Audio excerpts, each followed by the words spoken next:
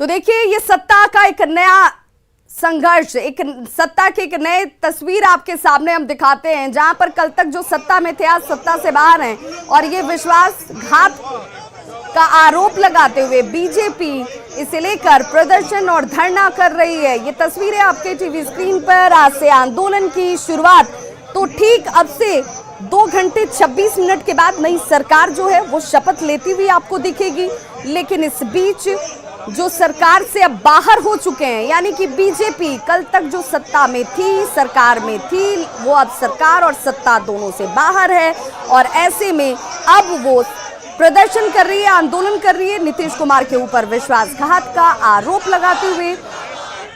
सीधे तौर पर बीजेपी ये कह रही है कि कम सीटें थी नीतीश कुमार की, इसके बावजूद हमने विश्वास उन पर जताया, अपने वादों पर हम खरे उतरे, हमने कहा उसे ही निभाया। सीटें कम थी फिर भी उन्हें मुख्यमंत्री बनाया जाता है और इसके बाद अगर वो ये आरोप लगाते हैं कि सरकार को, जेडीयू को तोड़ने की कोशिश बीजेपी के लोग कर रहे थे और यही वजह है कि हम सरकार से अलग, एनडीए से अलग होते हैं, तो ये सरासर निराधार आरोप लगाया जा रहा है। हालांकि बीजेपी का ये कहना है कि अति महत्वाकांक्षा नीतीश कुमार की हमेशा से रही है, वो प्रधानमंत्री बनने की चाहत रखते हैं और यही चाहत उनकी बार बार सामने आ जाती है। सोची समझी साजिश के तहत वो अलग हुए और इस तरह की हरकत बिहार की जनता देख रही है, उसे बर्दाश्त नहीं करेगी, क्योंकि जनादेश के साथ ये विश्वासघात है और आने वाले दिनों में बिहार की जनता इसका बदला लेगी। दबाव की राजनीति नहीं है, हम तो बिहार के विकास के लिए काम करते हैं और इस तरह की व्यक्तिगत महत्वाकांक्षा के आधार पर अगर कोई नेता इस तरह के कारनामों को अंजाम देगा तो बिहार राजनीतिक दृष्टि से बहुत जागृत प्रदेश है। बिहार ने समय समय पर पूरे देश की राजनीति को कहीं न कहीं दिशा दी है और आने वाले चुनाव में भी अब बिहार की जनता फैसला करेगी। दिनों में जिस तरह से बिहार में लूट और हत्याएं हो रही थी, हम उनके पास जाते थे तो उनको बुरा लगता था।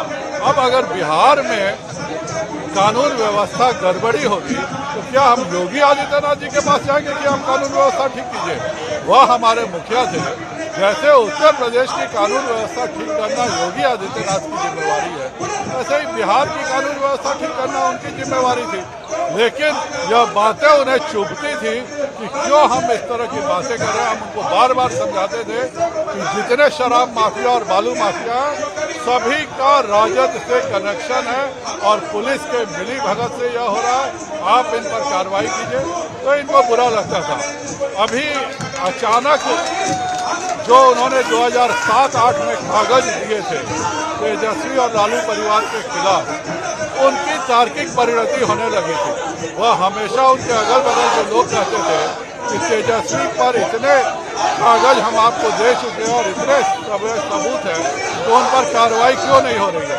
अब जब भोला यादव और हृदयानंद की अरेस्टिंग हुई तब उन्होंने इस बात को लगा कि अगर ये लोग जेल जाएंगे तो राजद को हम अपने में समाहित कर देंगे, इसलिए वो उधर गए हैं और तेजस्वी को लगा कि हम उप मुख्यमंत्री बनेंगे तो हम बच जाएंगे, इसलिए यह गठबंधन।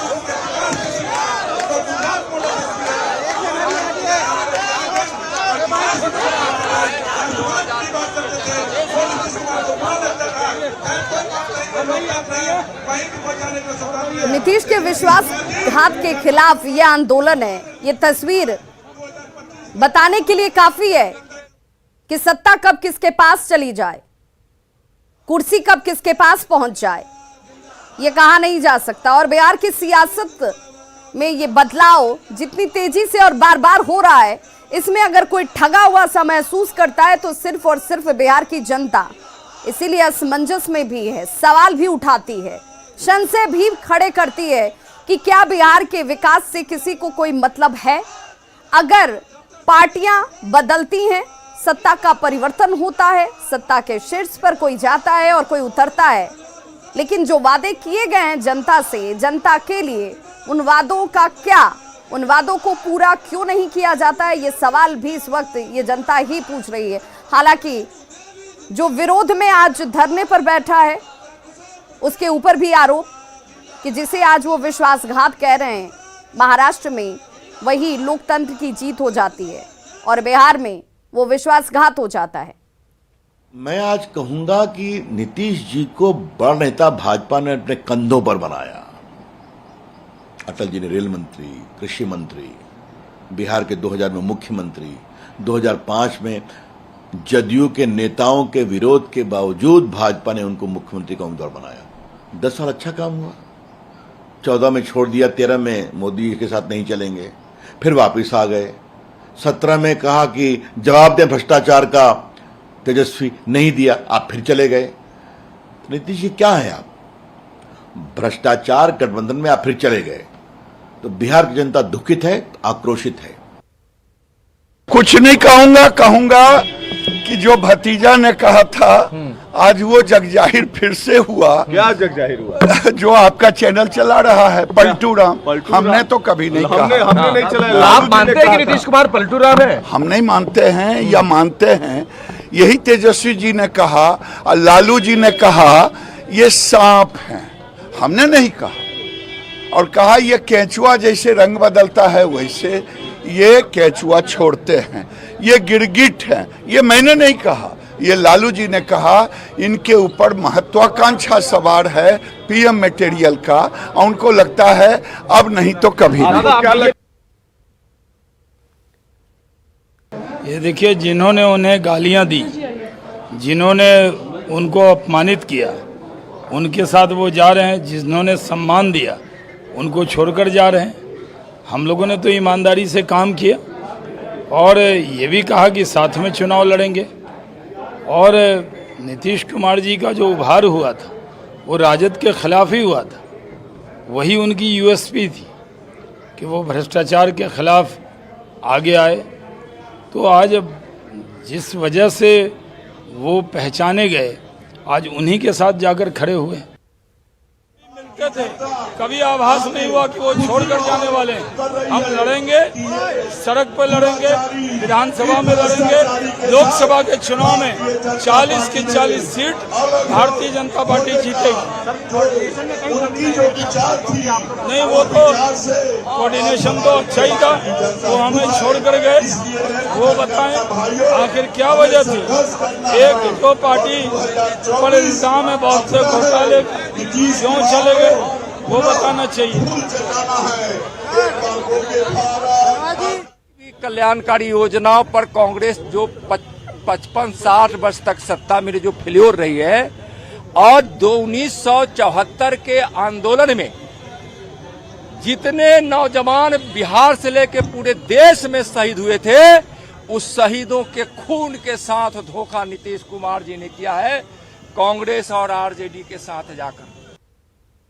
माननीय मुख्यमंत्री जी नीतीश कुमार जी का चेहरा और चरित्र कोई नया नहीं है, आप सभी लोग जानते हैं। इस कैबिनेट में इनकी ये परेशानी हो रही थी कि भारतीय जनता पार्टी के तमाम ऐसे कैबिनेट के हमारे साथी थे जो अपने क्षेत्र में, अपने विभाग में अच्छे काम कर रहे थे और उस हर बात पर डायलॉग करना चाहते थे, हर बात पर डिस्कशन करना चाहते थे, हर गरीब के लिए काम करना चाहते थे। तो उनको ये लगता था कि ये काम भाजपा के लोग करेंगे तो हमारी मिट्टियाँ मीठ हो जाएगी, हमारी पहचान समाप्त हो जाएगी। ऐसे लोगों के साथ मुझे रहना नहीं है, वैसे लोगों के साथ जाना है जो मौनी बाबा की तरह सरकार चलाता रहे।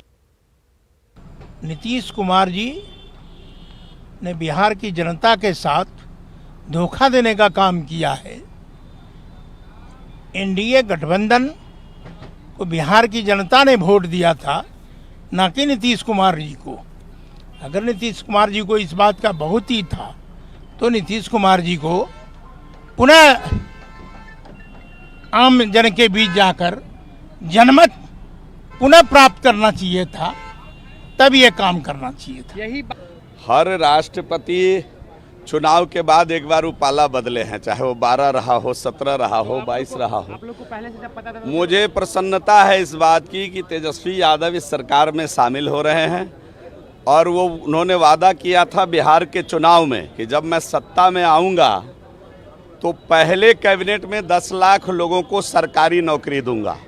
तो मुझे वाकई इस बात की प्रसन्नता है कि बिहार के 10 लाख युवाओं को अब सरकारी नौकरी इस सरकार के पहले कैबिनेट से मिलेगी। पहली प्रसन्नता। ये सब कुछ नहीं है। अरे मैं कहूं, बर्दाश्त की एक सीमा होती है। हमारा कार्यकर्ता, हमारा नेता, हमारे लोग भारतीय जनता पार्टी के 2 नंबर के नागरिक बने हुए थे, सब बर्दाश्त कर रहे थे, क्योंकि हम लोगों ने, हमारे नेतृत्व ने, हमारे नेता ने मान लिया था कि इनके नेतृत्व में ही काम करना है और चलना है।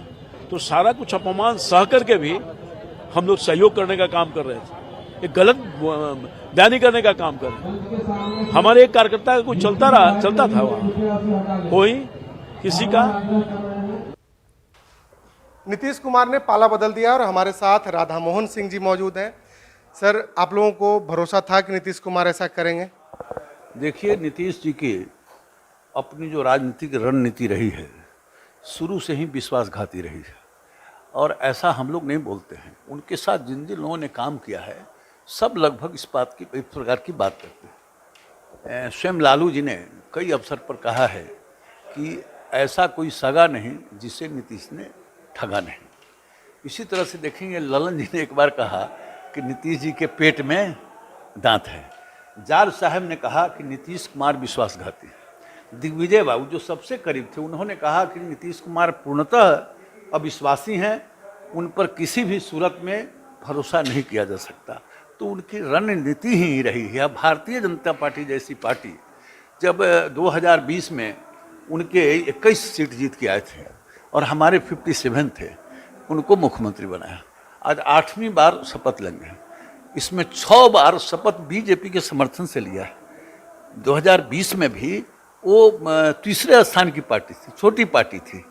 फिर आप देखेंगे 96 से 2004 तक देश के कृषि मंत्री, देश के रेल मंत्री भारतीय जनता पार्टी ने बनाया। तो भारतीय जनता पार्टी के साथ भी उसी प्रकार का विश्वासघात, इसका जनता में आक्रोश है। और जनता में और पूरे देश में आज उनको विभिन्न प्रकार की उपाधियों से लोग संबोधित कर रहे हैं। कोई उनको कुर्सी कुमार कह रहा है, मैं तो सम्मान करता हूं, मैं तो कोई ऐसा शब्द नहीं बोल रहा हूं, लेकिन लोग कह रहे हैं कोई कुर्सी कुमार कह रहे हैं। आप टेलीविजन पर देखिए, कोई पलटू राम कह रहे हैं, कोई अविश्वासी, कोई अहंकारी, कोई विश्वासघाती। तो इस प्रकार से जनता के अंदर उनकी लोकप्रियता लगभग समाप्त। तो बिल्कुल हमारे साथ राधा मोहन सिंह थे, जिनका साफ तौर पर कहना है कि नीतीश कुमार को जवाब बीजेपी नहीं बल्कि बिहार की जनता देगी। शैलेंद्र, न्यूज़ 18।